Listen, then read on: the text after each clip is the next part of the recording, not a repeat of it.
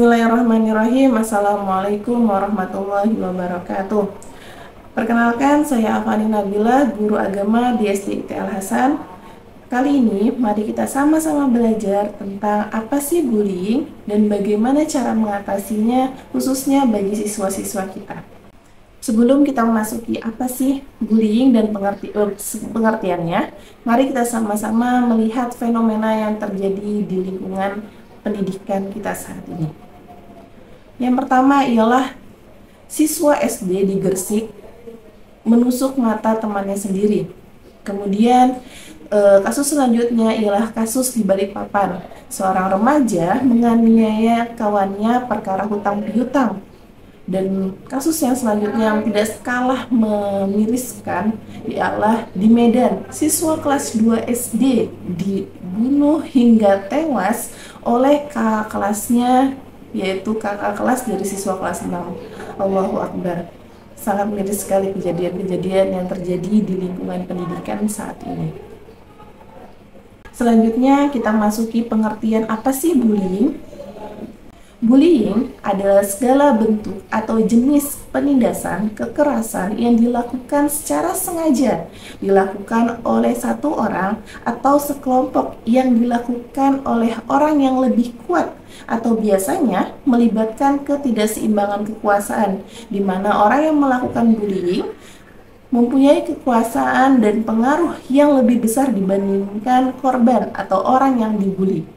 Tujuannya untuk menyakiti perasaan dan fisik.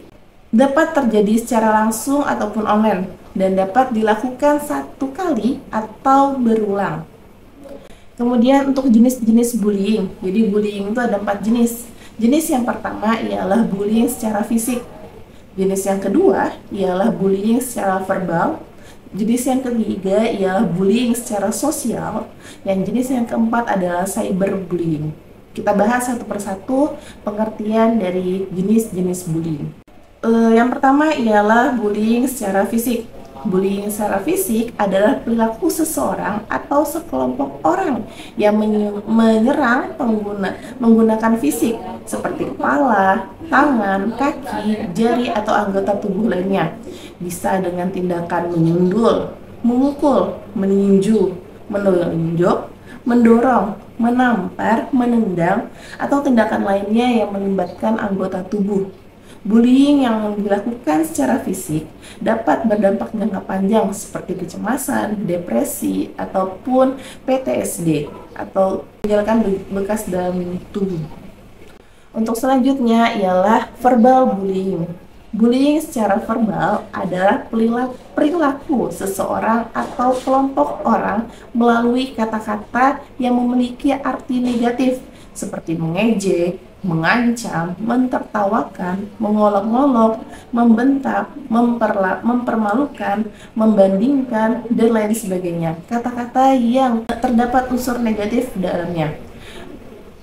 Di antara perilakunya antara lain adalah memanggil dengan sebutan yang negatif seperti jelek, hitam, kurus, atau pendek, ataupun memanggil temannya dengan sebutan nama orang tuanya.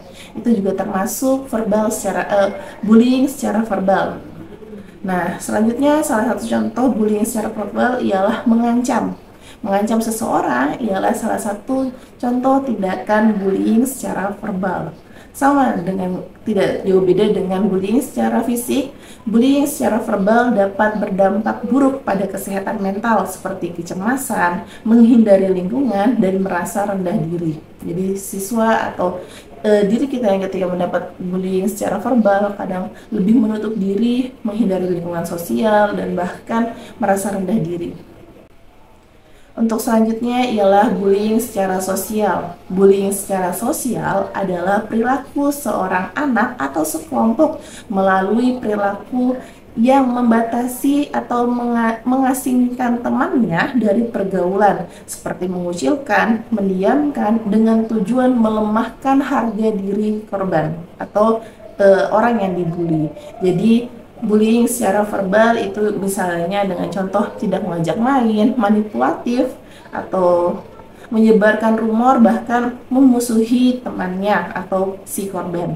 Bullying secara sosial dapat berdampak jangka panjang, seperti menutup diri, bahkan menjadi seseorang yang antisosial. Selanjutnya ialah cyberbullying.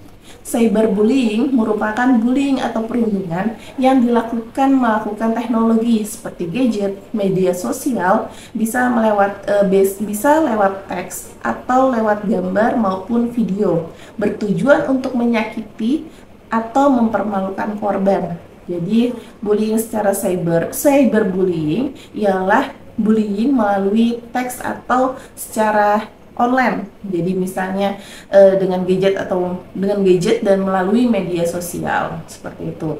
Selanjutnya ialah contoh-contoh cyberbullying. Satu ialah menyebarkan rumor tidak benar tentang seseorang melewat media sosial. Kemudian mengirim ancaman, pesan ataupun komentar negatif. Selanjutnya membuat akun palsu atau fake akun ya anak-anak sekarang menyebutnya, menggunakan akun orang lain untuk menghina orang lain. Selanjutnya mengabaikan, mengucilkan seseorang dari grup pertemanan, membuat grup atau platform khusus untuk mengolok-olok seorang. Yang selanjutnya adalah menghasut atau mengajak teman-teman ya untuk mempermalukan seseorang. Selanjutnya faktor-faktor yang mempengaruhi terjadinya bullying, yaitu faktor individu, keluarga, teman sebaya, lingkungan, dan media sosial. Dampak bullying terhadap pelaku ialah merasa berkuasa terhadap keadaan, jadi tambah besar dirinya, dia merasa ada kekuatan. Kemudian bisa mendapatkan label negatif, jadi cenderung ketika dia membuli seseorang akan dilabeli sebagai pembuli atau seorang yang sok berkuasa. Kemudian hambatan dalam interaksi sosial. Kemudian jika tidak ditangani, perilaku ini bisa menjadi tindakan kriminal. Jadi kita sebagai seorang guru harus bisa mendeteksi secara dini mana sikap-sikap siswa kita yang sudah cenderung mudah untuk membuli seseorang, karena tindakan tersebut jika dibiarkan dan tidak ditindaklanjuti maka bisa menjadi tindakan kriminal. Selanjutnya dampak bullying terhadap korban. Korban akan merasa takut, marah, kesal, dendam, tak berdaya, tak percaya diri, merasa kesepian, merasa sendiri, dan bahkan si korban akan, karena merasa rendah diri, bahkan si korban akan mengakhiri dirinya atau karena memiliki dendam mengakhiri pelaku atau lawannya yang membuli. Nauzubillah min dzalik. Mudah-mudahan kita terhindar dari hal-hal yang seperti demikian. Untuk selanjutnya dampak bullying terhadap saksi. Saksi pasti dalam bullying pasti ada seseorang yang menyaksikan atau ada kawan yang mendapatkan informasi tentang bullying. Nah, saksi juga mendapatkan dampak negatif terhadap bullying, yaitu merasa bersalah karena tidak bisa membantu, merasa terancam. Kemudian tekanan untuk bergabung kepada pelaku, ketakutan akan menjadi korban selanjutnya, berasumsi bahwa bullying adalah perilaku yang bisa diterima secara sosial. Jika bullying dibiarkan dan tidak ditindaklanjut, maka individu lain akan menonton dan dapat berasumsi bahwa bullying adalah perilaku yang bisa diterima secara sosial atau perilaku yang dimaafkan, perilaku yang dianggap biasa saja di lingkungan sosial. Tidak menutup kemungkinan penonton yang bergabung atau saksi atau siapapun yang menyaksikan dapat menjadi pelaku pembuli karena takut menjadi sasaran berikutnya, dan beberapa lainnya mungkin hanya akan diam dan merasa tidak perlu menghentikan bullying karena jika tidak ditindaklanjuti maka mungkin akan merasa bullying merupakan hal yang normal di lingkungan masyarakat, di lingkungannya atau di lingkungan sekolahnya. Menormalisasi bullying ketika di lingkungan sekolah, kadang-kadang kita merasa hal receh, hal sederhana, tapi bahkan itu termasuk hal-hal yang termasuk dalam golongan bullying, seperti misalnya kita mengolok-olok atau mentertawakan seseorang dengan alasan kita cuma bercanda kok. Nah, itu termasuk hal-hal yang menormalisasi bullying. Hiburan biar nggak serius-serius banget. Sering kan di kelompok, di suatu kelompok misalnya di tongkrongan anak-anak, kadang-kadang ya satu orang dijadikan bahan lelucon, tapi kita tidak tahu gimana perasaan seseorang tersebut, atau merasa menormalisasi bullying dengan kata-kata ya gitu aja baper. Nah seperti itu berarti menganggap seseorang itu kuat perasaannya, padahal tidak tahu apa yang dia pikirkan, apa yang dia rasakan. Kemudian wajar aja sih jika diperlakukan begitu biar kapok. Jadi merasa apa tindakan bullying itu untuk membuat jerah seseorang. Selanjutnya, tidak semua yang kita anggap bercanda dianggap bercanda oleh orang lain. Bisa jadi itu adalah bullying. Ingat, tidak ada candaan yang menggunakan kekerasan. Jadi pilih kata yang terbaik untuk sebagai candaan, menghindari kata yang menyakitkan orang. Bagaimana cara membedakan candaan dan bullying? Candaan itu contohnya satu sama lain bisa bertukar peran. Tujuannya bukan untuk menyakiti, tidak menggunakan cara yang kasar dan menyakiti. Tujuannya sama-sama tertawa dan memberikan kebahagiaan. Akan berhenti jika salah satu pihak minta berhenti. Kalau misalnya bullying itu tidak bercanda, berniat untuk menyakiti target, mengisolasi target, tujuannya bukan sama-sama tertawa dan bahagia, tapi mentertawakan salah satu pihak terhadap perbedaan kekuatan dan cenderung tidak seimbang. Tidak berhenti walaupun telah diminta berhenti ataupun walaupun salah satunya telah merasa tersinggung, tetap dilakukan hal-hal yang dianggap bercanda, padahal itu sudah termasuk tindakan bullying. Untuk selanjutnya, mengapa seseorang tidak mau atau tidak mau berani cerita ketika dia menjadi korban? Yang pertama, karena takut dianggap itu mengadu. Kemudian malu jika diketahui orang lain, takut orang tuanya tahu dan kepikiran, tidak terbiasa bercerita kepada orang lain, dan takut semakin dibully. Itu alasan kadang-kadang korban atau siswa-siswa kita tidak mau menceritakan hal-hal yang dialami yang termasuk bullying kepada orang lain. Makanya pentingnya kita memancing siswa untuk bisa bercerita, untuk bisa mengatakan perasaannya, agar kita bisa lebih peka, agar kita bisa lebih tahu apa yang dia alami. Bagaimana cara mengatasi bullying atau bagaimana cara mencegah bullying? Yang pertama, mampu mendeteksi secara dini kemungkinan terjadi bullying, mampu melawan ketika terjadi bullying pada dirinya, mampu memberikan bantuan ketika melihat bullying terjadi, bisa merelai, mendamaikan, atau melaporkan hal-hal tersebut kepada orang yang lebih kuat. Percaya diri, berjalan dengan gagah berani, bersikap tenang saat ada yang mengganggu, jangan membiarkan emosi terpancing. Jika ada melihat teman yang menjadi korban, maka tolonglah korban dan laporkan. Lakukan perlawanan, diikuti dengan teriakan, lari, atau tindakan apapun tindakan apapun sambil mencari bantuan. Laporkan orang-orang yang melakukan bully kepada orang tua, guru, atau pihak yang berwajib. Jadi pentingnya menumbuhkan rasa kepercayaan diri dan rasa perlindungan diri kepada anak. Jadi rasa kepercayaan diri ini membentuk dirinya untuk yakin bahwa dirinya tidak pantas untuk disakiti oleh orang lain. Mencegah cyberbullying untuk diri sendiri. Cyberbullying adalah pembulian secara media sosial atau melalui teks ya. Kemudian caranya untuk menghindarinya atau mencegahnya ialah pikir 2 kali sebelum membagikan postingan. Hindari penyebaran video, foto, atau identitas pribadi. Jangan mudah percaya dan hati-hati saat berkenalan dengan orang baru. Blokir dan laporkan akun yang mengganggu dan membuat akun privat. Cara mengatasi jika menjadi korban. Menyadari bahwa semua yang terjadi bukan salah kamu. Jadi kalau kamu menjadi korban, yang terjadi bukan salah kamu. Kemudian merasa sedih, kecewa, marah adalah hal yang normal yang dirasakan. Setiap orang punya hak untuk merasa nyaman. Jangan ragu untuk mempertahankan hak diri, percaya diri. Kemudian bersikap tegas. Bersikap tenang saat ada yang ganggu, jangan terpancing emosi, lakukan perlawanan diikuti dengan teriakan, penolongan, dan melaporkan tindakan tersebut.